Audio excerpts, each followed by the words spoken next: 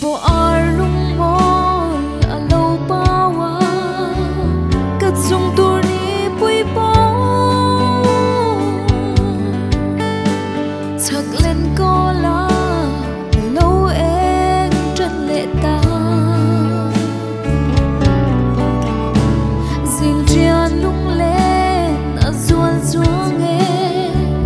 chon ni a rei don e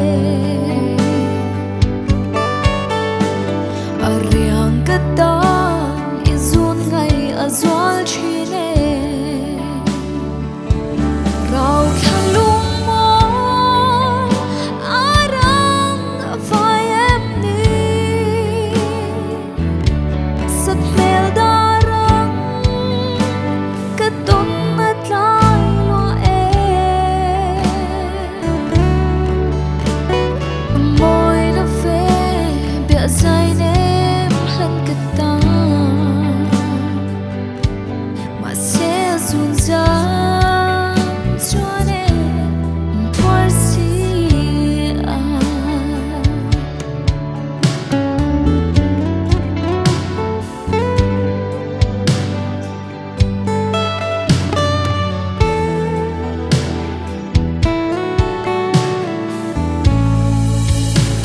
tur ni pui po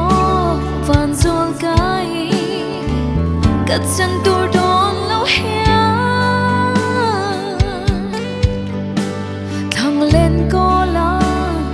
her liam zil ma se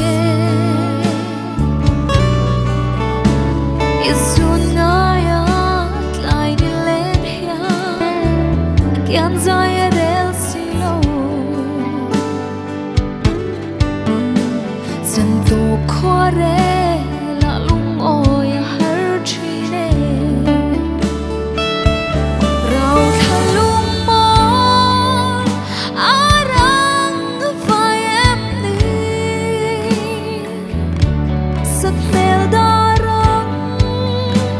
katon at lai lo e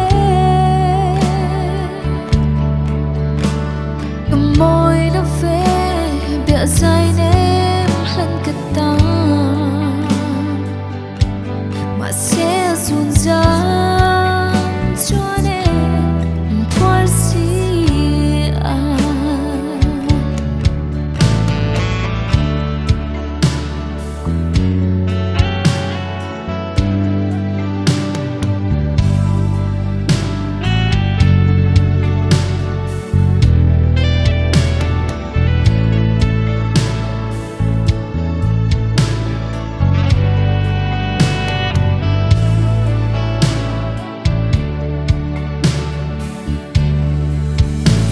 ma se tin kim ka don sang hia khia lo tin ni vul tu ka phal thei lo ariang sui lung mol hia ma se boi te arem si lo nang nen rung mun len dun cây dùng lung run chạy đủ lên cất dối tọa si rau tha lung mòn arang vai em ni sat mel darang katon at lai lo e moi na fe bia sai nem hlan kata ma se sun za